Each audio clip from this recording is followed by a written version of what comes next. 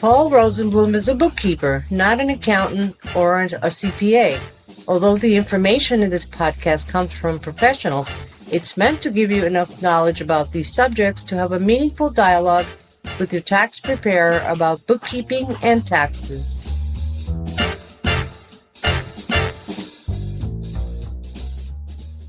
Welcome to another tax-based episode after the last episode, which was a bit different. I'm Paul Rosenblum. As of the date of this recording, the official tax season starts on January 2nd, 2024, and is less than 3 months away. And the deadline for me to get out hundreds of 1099 NECs is less than 4 months away, just around the corner in the tax world. As I have mentioned, it's time to start preparing for that now.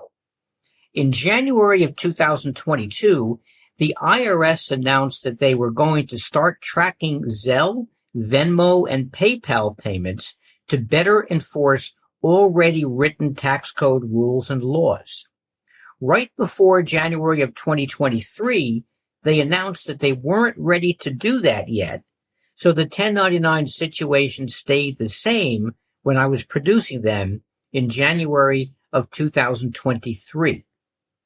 After tax season 2023, the IRS announced that they will proceed with the plan for the 2023 tax season. So it sounded relatively easy and straightforward. The IRS would track Zelle, Venmo, and PayPal payments so that if an individual or a business receives $600 or more from the same vendor during the year, the IRS would send a 1099-K to that business or individual so that bookkeepers for business entities would not have to. It would make my job somewhat easier since I have a lot of people who I personally receive money from and people who I pay via Zelle and Venmo. But actually, it's not so straightforward at all, unfortunately. And this is why I say that. First of all, there are two versions of Zelle. Some banks have licenses for Zelle so that business accounts can receive Zelle payments and pay their vendors via Zelle directly from their business bank accounts. Some banks only have the licensing for Zelle for personal bank accounts. And by the way, a business account is a bank account for an LLC, partnership, or corporation. A sole proprietorship is actually considered a DBA, doing business as, so really, in reality, they are personal bank accounts, although some banks are able to include it in the business login of your bank for better security, and a personal account would be another login username and ID, and then you can actually link the two together so that transfers can be done from a, quote, business account, really a personal account, to yet another personal account. This can happen in smaller community banks, but for sure not the national ones. But as usual, I digress. PayPal has friends and family accounts, which has no merchant fee, and PayPal for Business, which does have a merchant fee and follows the $600 1099 rule, just like credit card companies do. Venmo also has business and personal accounts. The IRS has not yet specified, as of the recording date of this episode in October of 23, if they are tracking Zelle payments getting deposited into a Zelle personal account or a Zelle business account, or both. They have not specified about PayPal business or friends and family.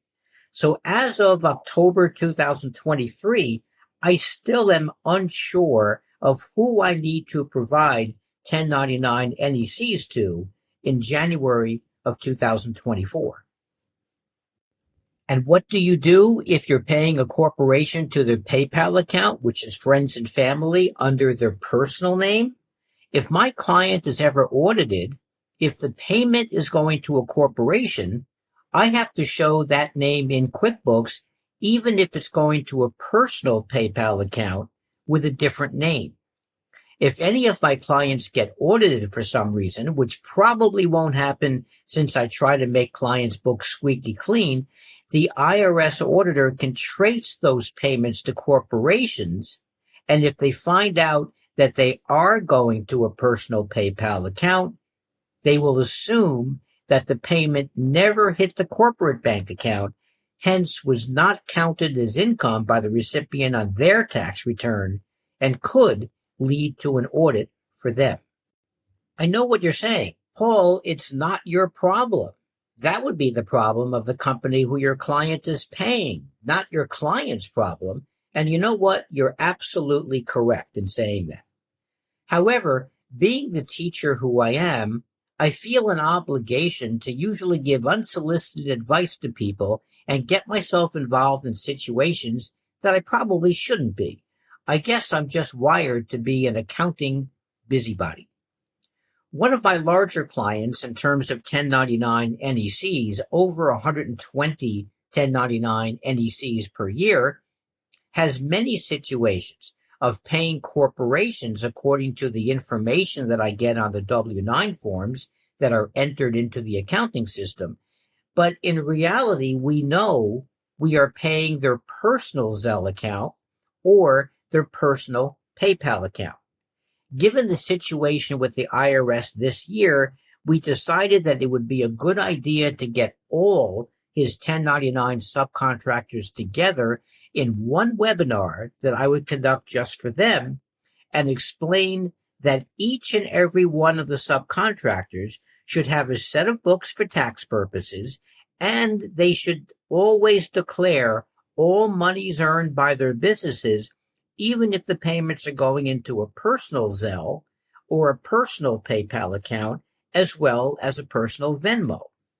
And I'm not even sure that all of these vendors even recognize that they are sole proprietorships and should file a Schedule C by April of every year. So this should be a, quote, fun private webinar for all of this particular client's vendors. The second issue with 1099s is reimbursements. Even though reimbursements and how to handle them are in the IRS tax code, it has never really been enforced.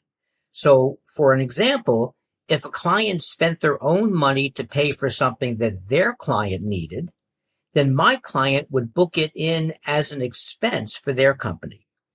When the client prepared the customer invoice and had a line item for reimbursement of that item purchased for the client, the reimbursement would be booked as a negative expense so that the expense just zeroed out and disappeared. So if $100 was spent on behalf of a client, it would start off as a $100 expense. When that expense is put into a customer invoice, the software would book it as a negative $100 back to the same original expense account used for that purchase.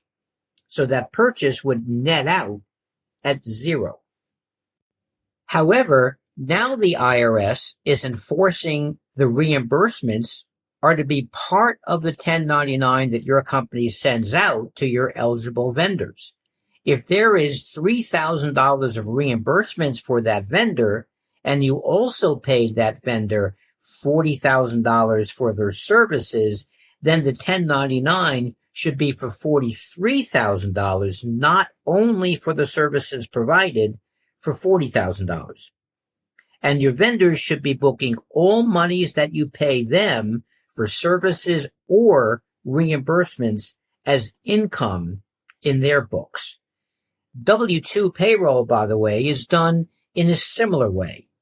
The wages are taxable, but if an employee lays out their own money for something and the company reimburses them through payroll, then that particular amount is non-income taxable for the employee. It's income, but it's not taxable income. So there is a rhyme and reason to this IRS enforcement of this rule. January is the worst month of the year for me because of the putting together of all of these hundreds of 1099s and making sure that they are the right numbers. And now the IRS is keeping us guessing as to who we 1099 with a 1099 NEC and who the IRS will send 1099Ks to. Just another day in the bookkeeping accounting world to make sure that our heads spin and we are kept in continual stress from October all the way through April 15th and beyond. If you want your company 100% covered with all this 1099 stuff, even if you pay a corporation who doesn't need to get a 1099, send them one anyway. This way, if you are paying a corporation via Zelle to a personal Zelle account, your accounting and the W-9 would still have the corporate name and tax ID filled out properly. Have a similar 1099 story? Share them by emailing me at bookkeepermensch@gmail.com or leave me voicemail at www.bookkeepermensch.com. Until next time, trying to keep my head on straight and getting enough sleep and even banking sleep for January 2024, and I'm anxious to hear from the IRS as to what I'm doing in January 2024. Until next time, I'm 1099 Stressed, Paul Rosenblum.